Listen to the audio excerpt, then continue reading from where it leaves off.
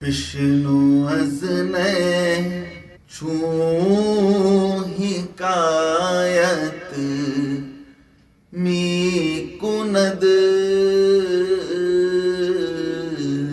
وز جدائی ها شکایت می کند. بسم اللہ الرحمن الرحیم.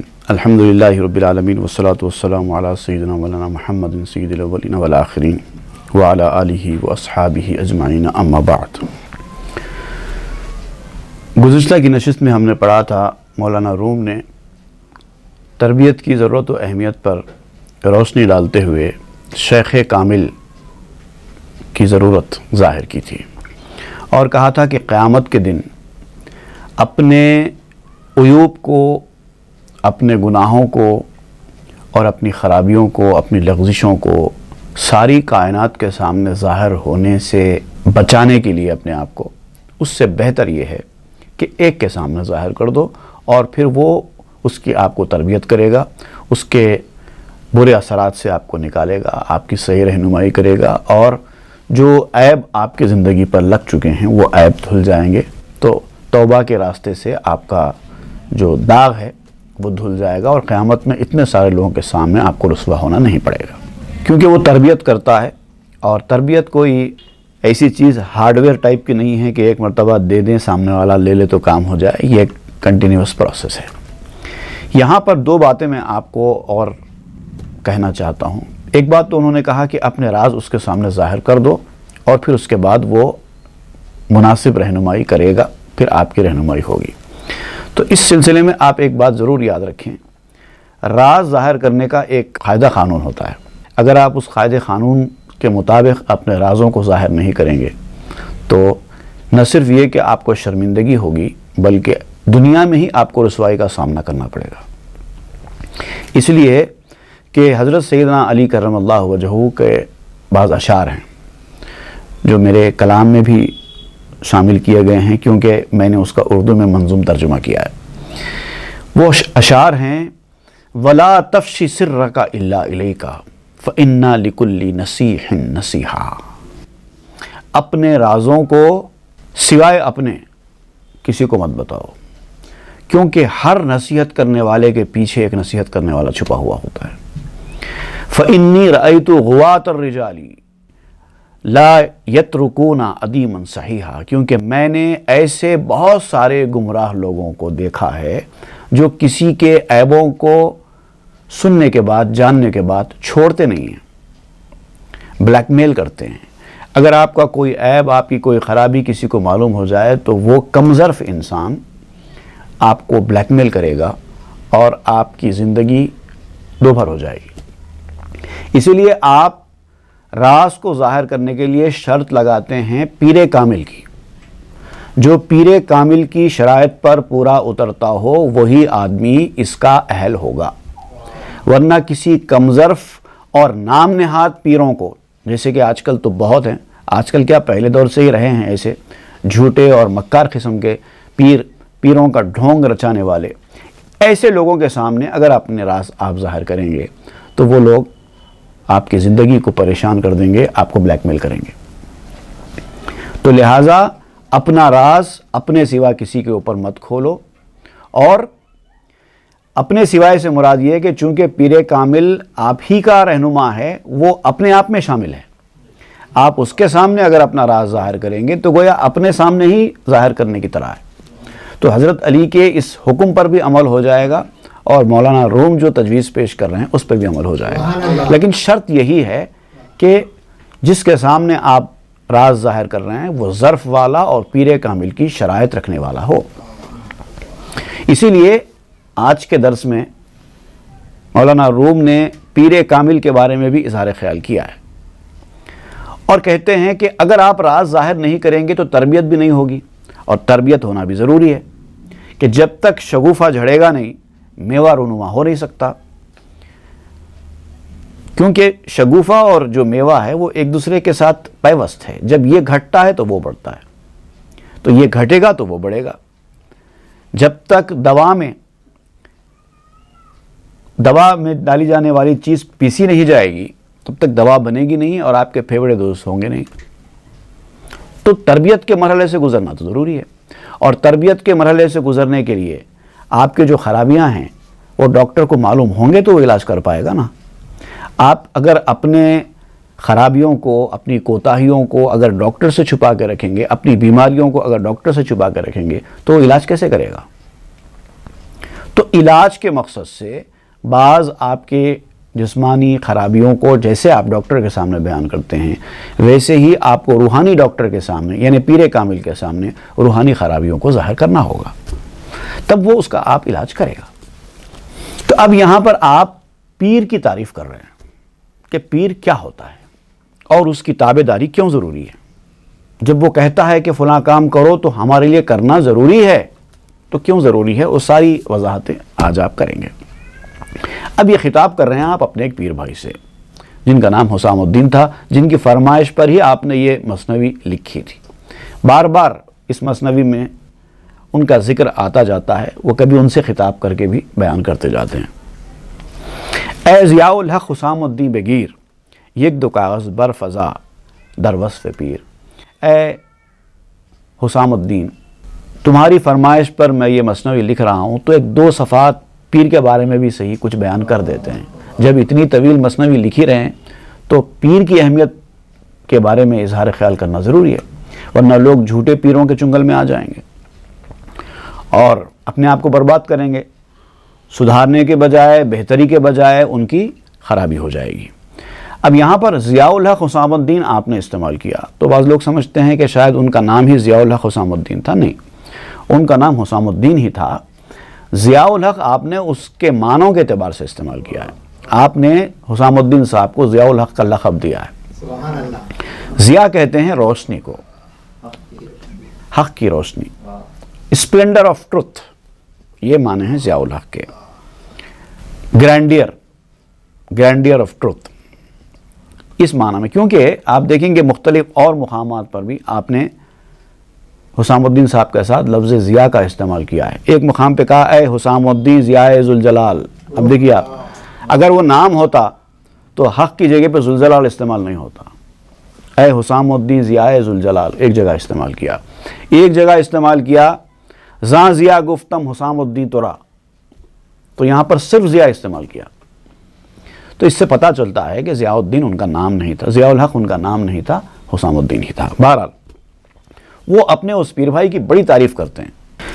گرچہ جسمت نازک استو بس نظار، برنمی آیت جہاں را بے تکار. اے حسام الدین، تیرا جسم بہت نازک اور بہت لاغر ہے، لیکن دنیا کے کام تیرے بغیر نکلتے نہیں ہیں. کیا کریں گے؟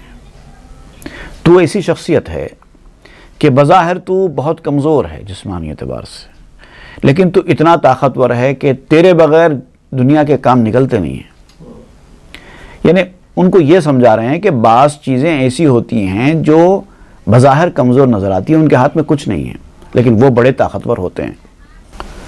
ریاضت کے میدان میں جب آدمی ترقی کرتا ہے روحانی طور پہ، تو روحانی طور پر ترقی ہونے کے ساتھ ساتھ اس کی جسمانی طور پر ترقی ہونا کوئی ضروری نہیں ہے. وہ الگ چیز ہے، یہ الگ چیز ہے.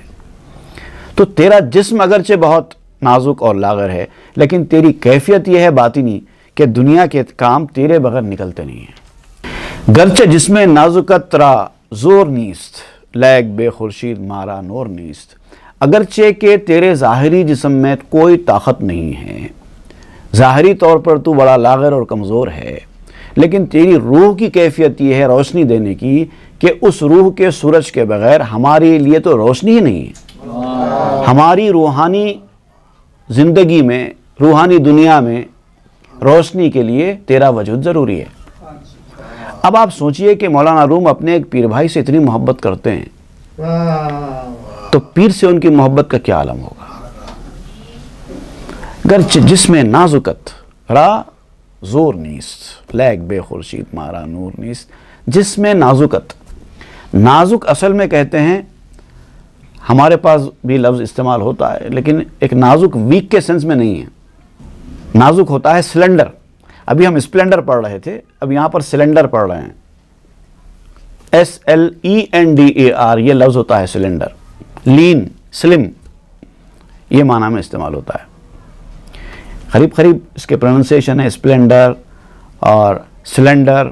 اور ایک لفظ ہوتا ہے سلانڈر وہ ایک الگ لفظ ہے, ڈیفیمیشن کے معنی میں استعمال ہوتا ہے. ایک ہوتا ہے سلنڈر. تو آپ دیکھیں گے ملتے ملتے الفاظ ہیں, لیکن یہ ہے سلنڈر لین اور سلم کے معنی میں. جس میں نازک تیرا اس کے اندر طاقت نہیں ہے, بہت کمزور دبلا پتلا ہے, لیکن تیری روح اتنی طاقتور اور اتنی روشن ہے کہ اس کے بغیر ہماری روحانی دنیا میں روشنی نہیں ہے. گرچہ مصباح و زجاجہ گشتائے لیک سرخیلے دل و سر رشتائے. اگرچہ کہ تو مصباح اور زجاجہ بن گیا ہے, روشنی دینے میں تو مصباح ہے, تو زجاجہ ہے, لیکن دل والوں کا پیشوا بھی ہے اور تجھ ہی سے یہ چیزیں آگے بڑھتی ہیں, اس میں ترقی کا رفتار آگے بڑھتی ہے. کیونکہ جب آپ کوئی راستے پر چلتے ہیں تو سب سے پہلے جو کام کرتے ہیں وہ روشنی کا انتظام کرتے ہیں. زجاجہ کہتے ہیں گلاس لیمپ کو, یا قندیل ہم کہتے ہیں نا, قندیل ایک گلاس ہوتی ہے اطراف سے اس کو ڈھانپی ہوئی ہوتی ہے, وہ ہے زجاجہ. اور مصباح ہوتا ہے اس کے اندر ایک لائٹڈ وک ہوتی ہے, اس کو آپ لو لگاتے ہیں تو پھر وہ روشن ہو جاتی ہے. تو اندرونی چیز ہے وہ مصباح, اور اس کا جو پورا کمپلیٹ سیٹ ہوتا ہے وہ زجاجہ ہوتا ہے. تو ایک سمجھیے کہ ایک لائٹڈ وک ہے اور ایک گلاس لیمپ ہے. تو لائٹڈ وک اور گلاس لیمپ بن گیا ہے ہمارے لیے, اور ہمارے لیے تو یہ ہے, لیکن ساتھ میں ساتھ دیگر اہل دل جو ہیں تو اس کا بھی پیشوا ہے, وہ بھی تجھ سے روشنی حاصل کر رہے ہیں.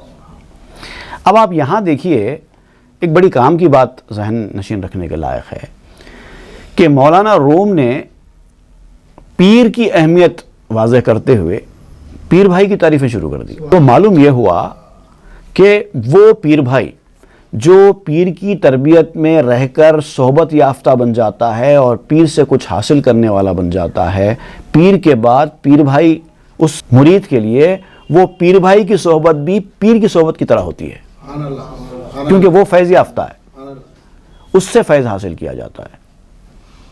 اور پھر جب پیر بھائی کے ساتھ اس طرح کا عقیدت محبت کا رویہ ہے تو سوچو کہ پیر کے ساتھ کیا ہونا چاہیے. چون سرے رشتہ بدستو کام تست در رہائے اقد دل زنعام تست. جبکہ آغاز کار تیرے ہاتھ اور منشا کے مطابق ہے, یعنی تیرا جو سٹارٹ ہے, سٹارٹ اپ, وہ تیری مرضی منشے کے مطابق چل رہا ہے, وہیں سے تیری مرضی چل رہی ہے, لائٹ تجھی سے جاری ہو رہی ہے, تو تیری مرضی کے حساب سے سٹارٹ اپ ہو جائے گا. اور پھر دل در رہائے اقد دل زنعام تست, دل کے جو موتی ہیں وہ تیرا انعام ہے. روحانی علوم, جو روحانی علوم, یہاں در سے مراد, موتیوں سے مراد روحانی علوم, روحانی جو نالج ہوتی ہے, اسپریچول نالج, اس کے بارے میں آپ بیان کرتے ہیں, وہ تیرا انعام ہے. تیری صلاحیتوں سے, تیری روحانی ترقی سے ہم فیض حاصل کر رہے ہیں, اور تجھے اس کا انعام مل رہا ہے کہ تیری روحانی ترقیاں بھی ہوتی جا رہی ہیں. اور یہ سبب ہے کہ تو نے پیر سے فیض حاصل کیا ہے, میرے پیر سے تو نے بھی فیض حاصل کیا ہے. برنوی سہوال پیر راہداں, پیر راہ بگزی وہ عین راہداں. اب آپ کہتے ہیں کہ چلو راستے کا جاننے والا جو پیر ہوتا ہے, اب اس کے احوال تحریر کرو. اب تک پیر بھائی سے خطاب ہو گیا, اب آؤ پیر کی طرف, پیر کے احوال تحریر کرو, پیر کی ضرورت کیوں ہے, پیر کیسا ہونا چاہیے, وہ بیان کرو. پیر راہ بگزی وہ عین راہداں. تو اب پیر کا دامن تھام لو اور حقیقی راستہ پالو. دامن تھامنا یہ خود ایک بہت خاص لفظ ہوتا ہے, ہمارے پاس طریقت میں استعمال ہوتا ہے دامن تھامنا. دامن تھامنے کا مطلب یہ نہیں ہے کہ کسی کا دامن جا کے پکڑ لے, یا دامن تھامنے کا مطلب صرف اتنا نہیں ہے کہ جا کے ان کی بیعت کر لیں, ان سے ان کی مریدی میں شامل ہو جائیں. دامن تھامنے کا مطلب ہوتا ہے کہ اپنے آپ کو ان سے منسلک کر دیں اور ان کی رہنمائی میں چلتے رہیں. جیسے چھوٹا بچہ ہوتا ہے, بڑوں کی انگلی پکڑ کے چلتا ہے, اور جب تک وہ انگلی پکڑا ہوا ہوتا ہے, بڑا جہاں جا رہا ہے بچہ بھی وہیں جاتا ہے. تو جیسے بچہ انگلی پکڑنے والا ہوتا ہے ویسے مرید دامن پکڑنے والا ہوتا ہے. وہ دامن تھامنے کی بات ہو رہی ہے. پیر کا دامن تھام لو اور حقیقی راستہ پالو. پیر را بستاں و خلقاں تیر ماہ، خلق مانند شبندو پیر ماہ. پیر جو ہے موسم بہار ہوتا ہے اور مخلوق خزاں ہوتی ہے. ابھی بہار اور خزاں کے بارے میں اس سے پہلے گفتگو ہوئی. آپ بتا رہے ہیں کہ موسم بہار جو ہے وہ پیر ہوتا ہے اور دیگر مخلوق جو آپ کے دوست احباب، رشتہ دار، جان پہچان والے، محلے والے، پڑوسی، classmates, schoolmates, office colleagues, جو بھی ہیں آپ کی زندگی میں، وہ سب کے سب آپ کے لیے خزاں ہیں، پتجھڑ ہیں. اور پیر آپ کے لیے موسم بہار ہے. خلق مانند شبندو پیر ماہ، مخلوق رات جیسی ہے اور پیر چاند جیسا ہے. مخلوق سے آپ کی زندگی میں سوائے اندھیرے کے کچھ نہیں ہونے والا ہے اور روشنی ہونا ہے تو اس اندھیرے میں چاند چاہیے. کردام بختے جوارا نام پیر، کوز حق پیرست نہ زیام پیر. اب میں نے حسام الدین کو پیر کہا ہے یہاں پر کیونکہ پیر کی صلاحیتیں ان کے اندر پائی جاتی ہیں، اس لیے میں نے پیر کہا ہے.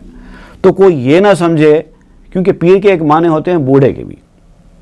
تو آپ کہہ رہے ہیں کہ ان کی عمر کی وجہ سے میں ان کو بوڑھا نہیں کہہ رہا ہوں، کیونکہ وہ تو ابھی جوان ہیں. معلوم ہوتا ہے کہ حسام الدین صاحب جس وقت یہ مثنوی لکھی گئی تھی بوڑھے نہیں ہوئے تھے، ابھی جوان ہی تھے. تو آپ کہہ رہے ہیں کہ جو آدمی جوان ہے میں اس کو بوڑھے کے معنی میں پیر کیسے کہہ سکتا ہوں؟ وہ خدا کی جانب سے پیر بنایا گیا ہے، عمر کی وجہ سے نہیں، اس لیے پیر کہہ رہا ہوں. او چنا پیرست کش آغاز نیست، با چنا در یتیم انباز نیست. وہ ایسا پیر ہے جس کی کوئی ابتدا نہیں ہے، وہ ایسا موتی ہے جس کا کوئی شریک نہیں ہے. اب دیکھیے، اب تعریف پیر کی کرتے ہیں تو پیر بھائی کی کرتے ہیں. حسام الدین صاحب مولانا روم کے پیر تو نہیں تھے، پیر تو شمس الدین تبریزی تھے.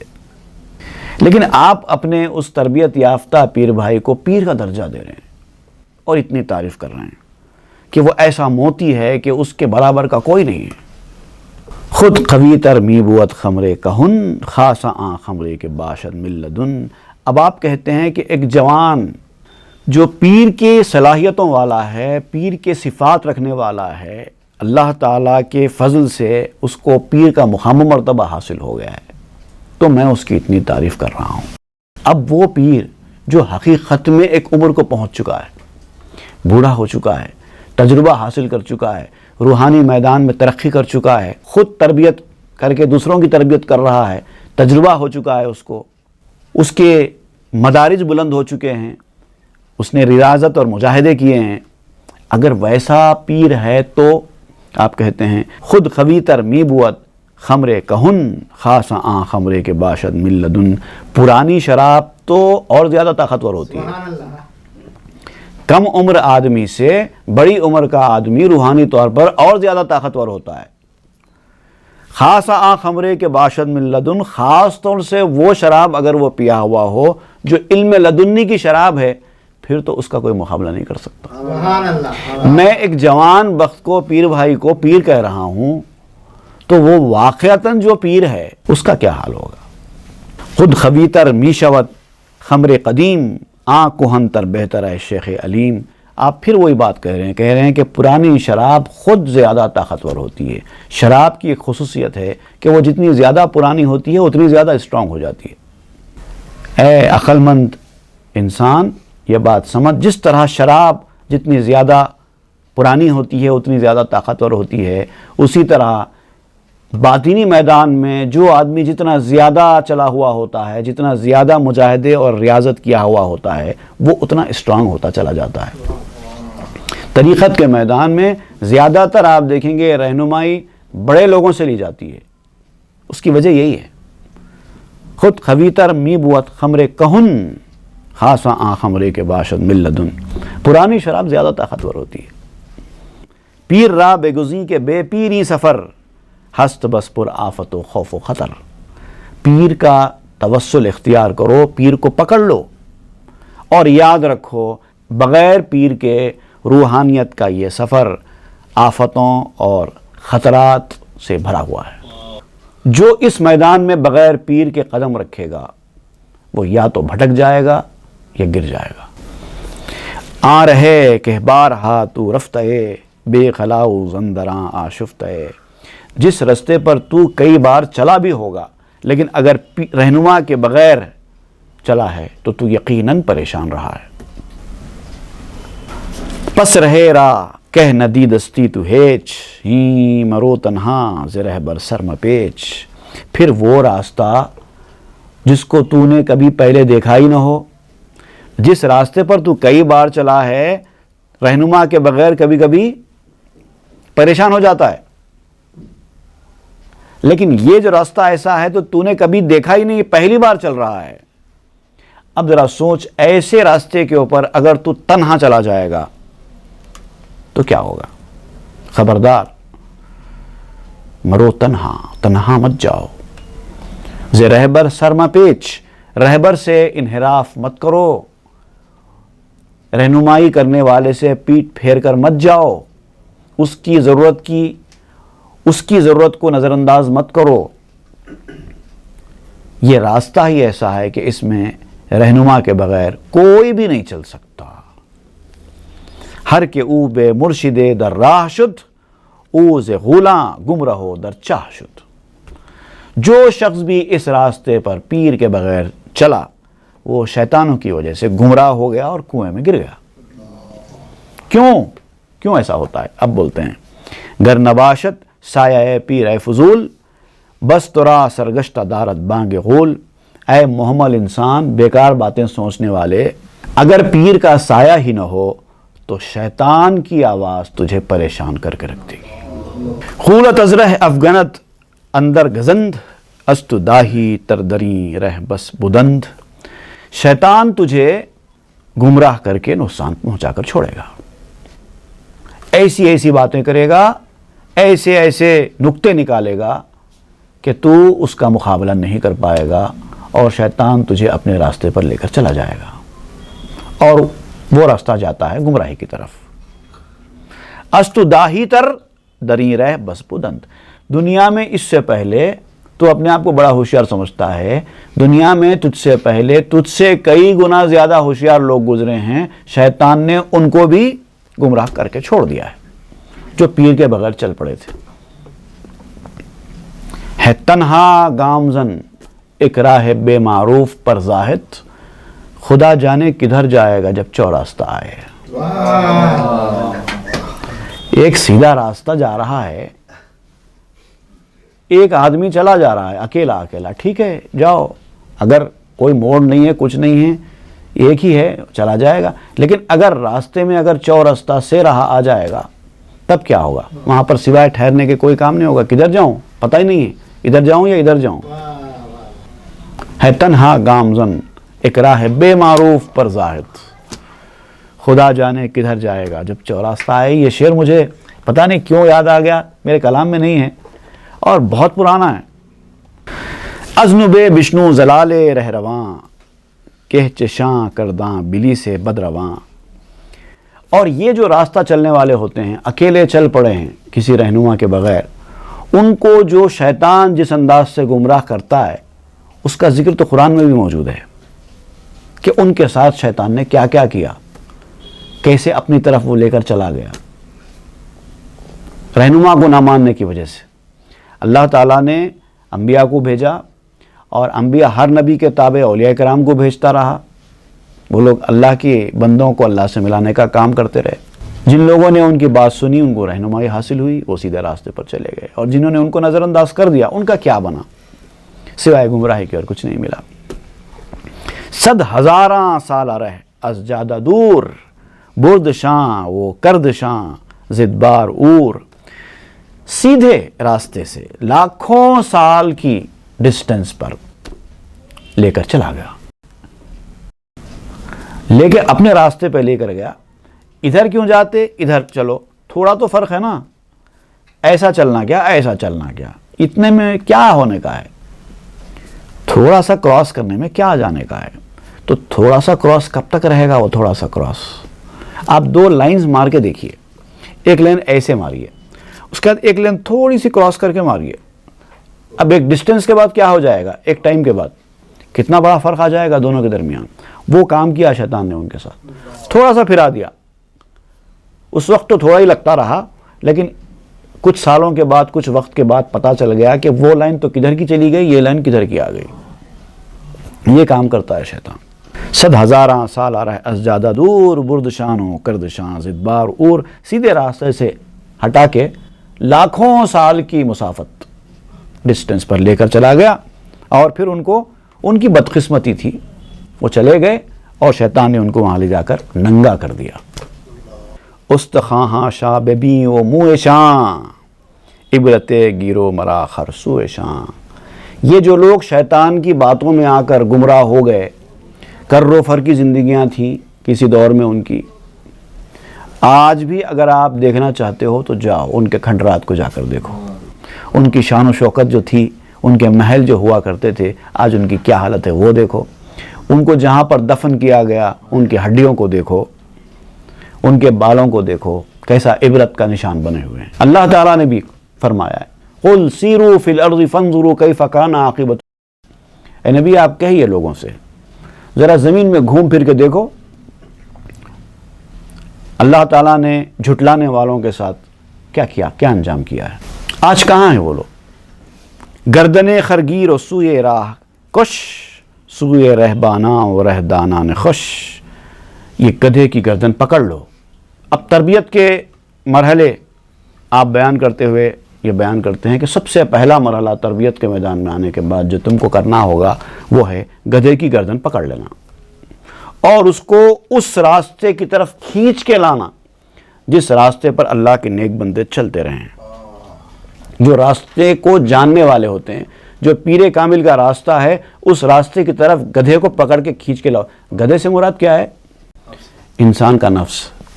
آپ کا نفس آپ کو شیطان کے راستے پر لے جائے گا، وہاں پر آپ کو انجوائمنٹ ملے گا، وہاں پر آپ کو طرح طرح کی آرام، آسائش، آپ کا دل بھی ادھر زیادہ لگے گا، انٹرٹینمنٹ بھی ادھر ہی زیادہ ہوگا، تو ظاہر بات ہے نفس بھی ادھر کی طرف اٹریکٹ ہوگا۔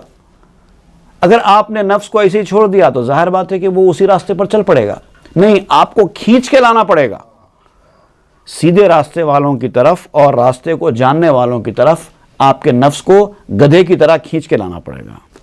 ہیں محل خرا و دستز و مدار، زاں کے عشق اوست سوئے سبز زار۔ خبردار، اس گدھے کو آزاد مت چھوڑو، آزاد مت کرو۔ آپ ہریالی چرنے کے لیے اگر اس گدھے کو آزاد چھوڑ دیں گے تو وہ چرنا شروع ہو جائے گا، کیونکہ اس کی تو خواہش ہی ہریالی چرنا ہے۔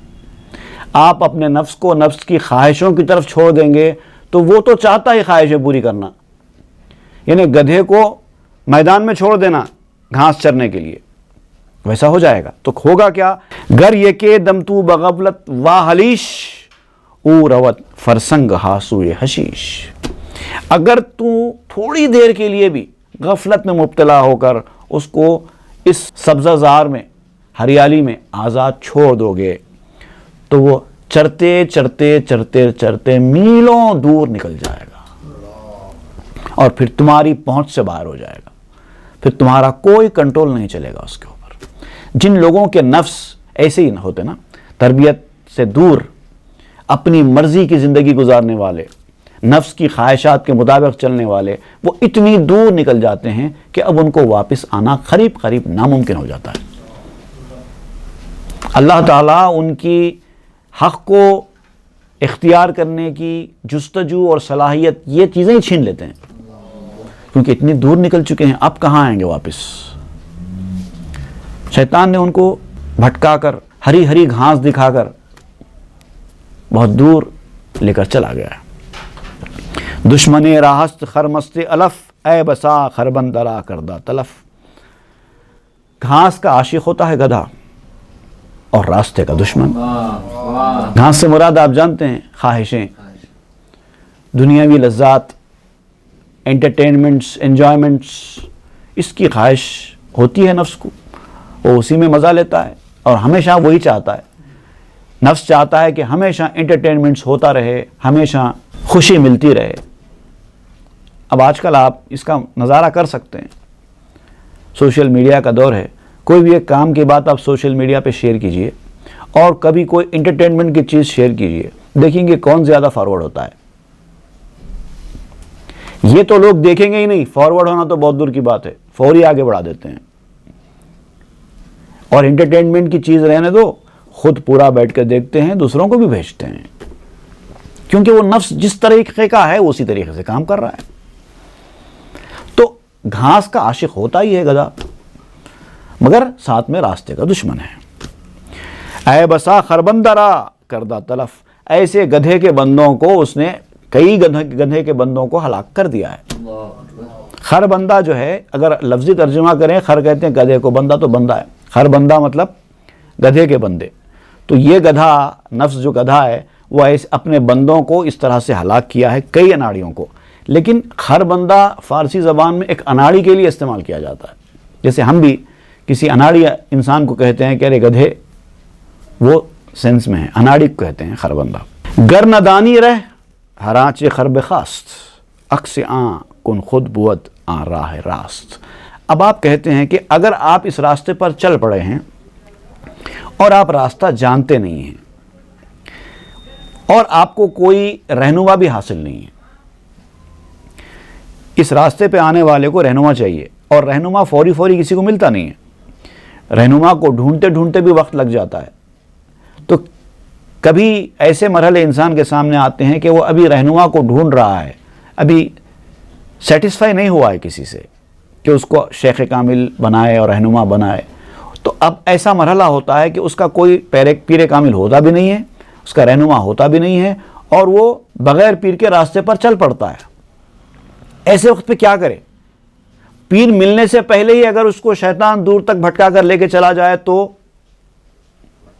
آپ اس کا طریقہ بیان کر رہے ہیں. اگر تو راستہ نہیں جانتا ہے تو جو گدھا چاہ رہا ہے, تیرا گدھا جو کچھ چاہ رہا ہے اس کو سن لے, اور جو وہ کہہ رہا ہے کہ کر تو اس کو مت کر, اور جو وہ کہہ رہا ہے کہ مت کر تو اس کو کر. یہ طریقہ کار ہے. امام بوصیری رحمۃ اللہ علیہ نے بھی قصیدہ برد شریف میں اس کی طرف اشارہ دیا ہے. وَخَالِفِ النَّفْسَ وَالشَّيْطَانَ وَعْصِهِمَا وَإِنْهُمَا مَحَضَا كَالنُّصْحَ فَاتَّهِمِ. نفس اور شیطان کی مخالفت کرو, وہ جو کہتے ہیں اس کا الٹا کرو.